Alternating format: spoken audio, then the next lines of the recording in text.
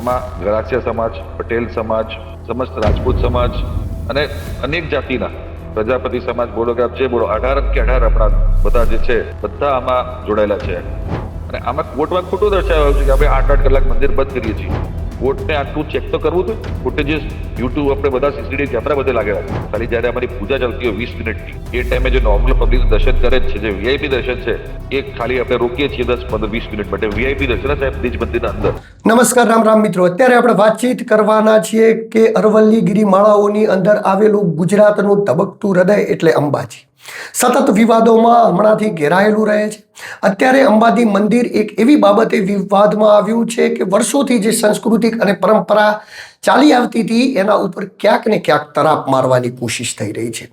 વાતચીત એવી હતી કે વર્ષોથી લગભગ 40 પેઢીથી દાતા સ્ટેટના રાજવી પરિવારના લોકો અંબાજી માતાનું પૂજન કરતા હતા. એ પૂજનને અચાનક કોર્ટ દ્વારા બંધ કરી દેવામાં આવ્યું છે.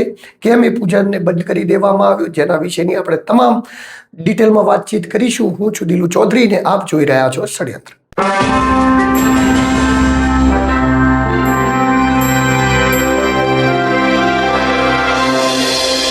તો નમસ્કાર મિત્રો, વાતચીત કરવી છે ખૂબ વિગતે વાતચીત કરીએ તો સતત અંબાજી મંદિર પહેલા વિવાદમાં આવ્યું કે માતાજીનો પ્રસાદ બંધ કરી અને ચીકીઓ ચાલુ કરી દેવામાં આવી.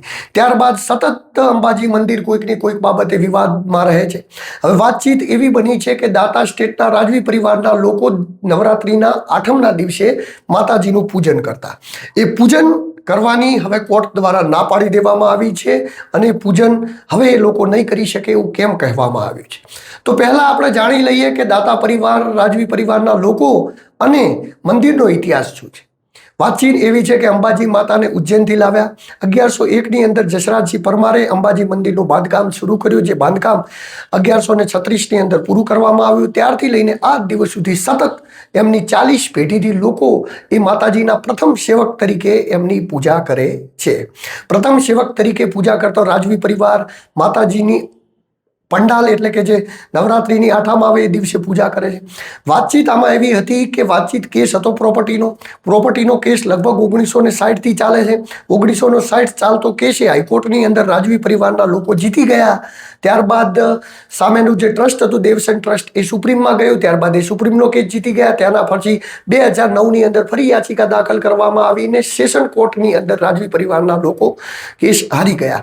ત્યારબાદ રાજવી પરિવારના લોકોએ ગયા હાઈકોર્ટની અંદર પ્રોપર્ટીનો કેસ ચાલતો હતો કે અંબાજી મંદિર કોનું છે. કારણ કે દાતા જ્યારે સ્ટેટ હતું ત્યારે 54 મંદિરો એની અંદર આવતા હતા. એમાંથી એક અંબાજી મંદિર એવું છે કે જેના ઉપર સરકારે તડાપ મારી. બાકીના 53 મંદિરો આજે પણ ગામના જે કાસ્ટ કોમ્યુનિટીના લોકો હતા એમને પૂજા કરવા માટે આપી દીધેલા છે. અંબાજી મંદિર ઉપર જે તડાપ મારવામાં આવી, તડાપની અંદર ખાલી પૂજાનો હક દાતા સ્ટેટના લોકો જોડે હતા, જે પણ રાખવામાં આવ્યો નથી. તો આ મામલે કેમ આવું થયું, શું થયું એ વિગતે આપણે વાતચીત કરીશું. પરંતુ એ પહેલા આપણે દાતા સ્ટેટના મહારાજ રિધિરાજસિંહ જોડે વાતચીત કરી, એ તમને સાંભળી લો. નમસ્કાર, રામ રામ મિત્રો. આજે આપણે એક એવા મુદ્દા ઉપર વાતચીત કરવાના છીએ કે અંબાજી માતાજીનું મંદિર જેમને બંધાવ્યું એટલે કે 1101ની સાલમાં જસરાજસિંહ પરમારે મંદિરને બંધાવ્યું. અંબાજી માતાને જેઓ ઉજ્જૈનથી લઈ આવ્યા, જેઓ માતાજીના પૂજક ગણાતા હતા, માતાજી એમના પૂજક તરીકે જેમને ચૂનતા હતા ને લગભગ 40 પેઢીથી જેઓ અંબાજી માતાની પૂજા કરતા હતા, એવા દાતાના રાજવી પરિવાર જોડેથી અત્યારે પૂજા કરવાનો હક એ છીનવી લેવામાં આવ્યો છે. આ મામલે આપણે દાતા સ્ટેટના રાજવી મહારાજ શ્રી રિધિરાજસિંહ જોડે જોડાયા છીએ ને એમના જોડે આપણે વાતચીત કરવાના છીએ કે આ મામલે સત્ય શું છે. પહેલું તો રિધિરાજસિંહ, મારી ચેનલમાં આપનું હું સ્વાગત કરું છું. જય માતાજી. હવે મને એક વાત કહો મહારાજશ્રી કે કેટલી પેઢીઓથી તમારો પરિવાર એ આ મંદિરની પૂજા કરતો આવ્યો છે? 40 પેઢીથી સાહેબ, 40 પેઢીથી અમે પૂજા કરતા આવ્યા છીએ. હું 40મો છું જેને હવન કર્યું છે અને હવનની પૂજા કરી છે ત્યાં.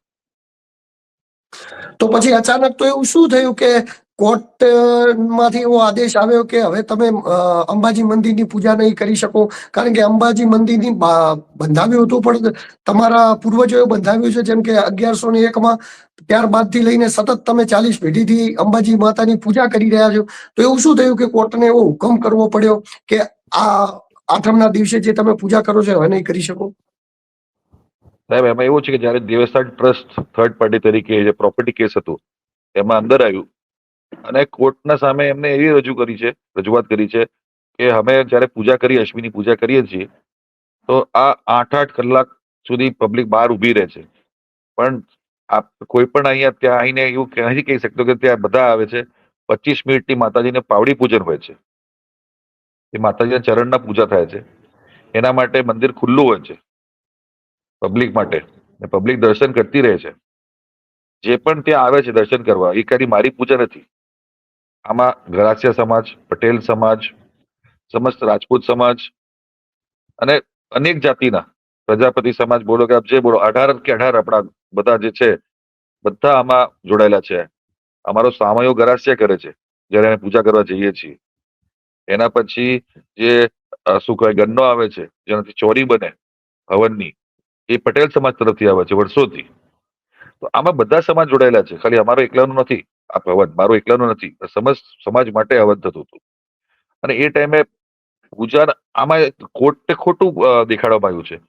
અને જયારે આ એવું છે કે આ કરવટો છે, આ રાજાશાહી એનું નથી. જેમ કે બ્રાહ્મણ જે બ્રાહ્મણના વંશજ હોય એ પૂજા કરતા આવે છે, એવી રીતે અમારા માટે આ કરવટો છે.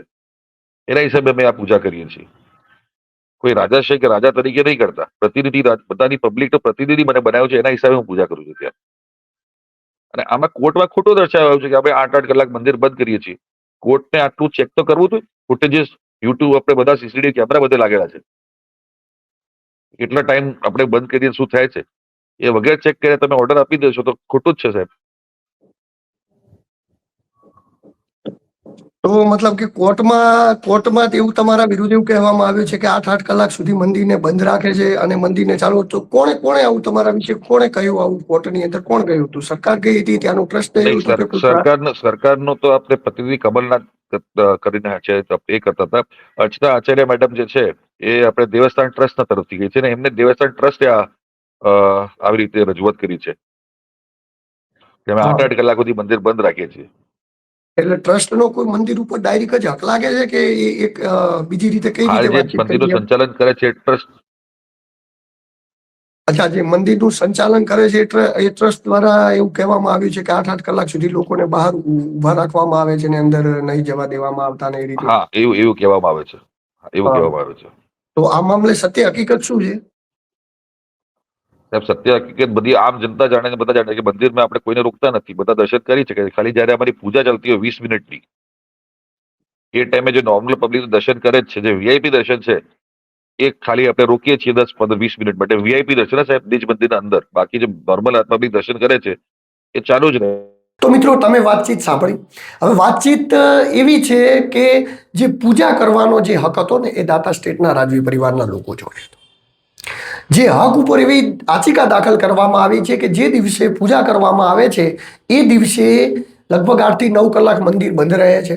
પરંતુ એવું ક્યારેય થયું નથી, કારણ કે મંદિરની પૂજા લાઈવ હોય છે. 20 મિનિટ 25 મિનિટ આજુબાજુ પૂજા થાય છે, મંદિર એટલો સમય બંધ નથી રહેતું.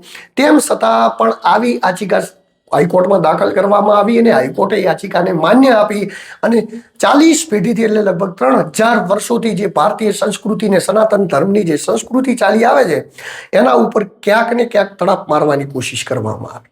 મિત્રો, રાજવી પરિવારના રાજા રિધિરાજસિંહ જોડે જ્યારે એમના બંગલે હું ગયો હતો તો જ્યારે વાતચીત થઈ હતી તો એ વાતચીતની અંદર એમને મને કહ્યું હતું કે 40 પેઢીથી માતાજીએ અમારા ઘરે પુત્રની ખોડ રાખી નથી.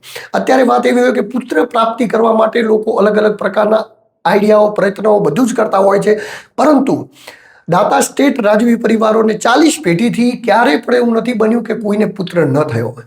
આનું એકમાત્ર કારણ છે કે માતાજી ખુદ એ પોતાના સેવકને ચૂને છે. હવે માતાજી જેને પોતાના સેવક તરીકે ચૂને એ આસ્થા, એ ધાર્મિક લાગણી ઉપર તમે કોણ કે એ વસ્તુ ઉપર તમે એની આસ્થા ઉપર બ્રેક લગાવો? તમે કોણ કે આઠમનું પૂજા કરતા રાજાના પરિવારને રોકી શકો? જે લોકોએ રજવાડા આપી દીધા, જે લોકોએ રજવાડા આપ્યા, એ રજવાડા આપી અને જે અસ્મિતા હતી રાજાઓની, અસ્મિતાને ક્યાંક ને ક્યાંક ખરાબ કરવાની. કારણ કે વાતચીત જો પ્રોપર્ટીની હોત તો એ તો આમ પણ સરકારે પચાવી પાડી છે, પરંતુ વાતચીત અહીંયા પ્રોપર્ટીની નથી, વાતચીત અહીંયા પૂજાની છે. પૂજાનો વિષય એ આસ્થા સાથે જોડાયેલો છે, અને આસ્થા સાથેલા વિષય જોડાયેલા વિષય સાથે તમે છેડછાડ કરી છે, જે ક્યારેય ચલાવી લેવામાં ના આવે. મિત્રો, આ મુદ્દે તમારા શું રિવ્યુ છે, શું તમે વિચારો છો, એની તમે કોમેન્ટ બોક્સની અંદર કોમેન્ટ કરતા રહેજો. નમસ્કાર, હું છું દિલુ ચૌધરી ને આપ નિહાળી રહ્યા છો ષડયંત્ર.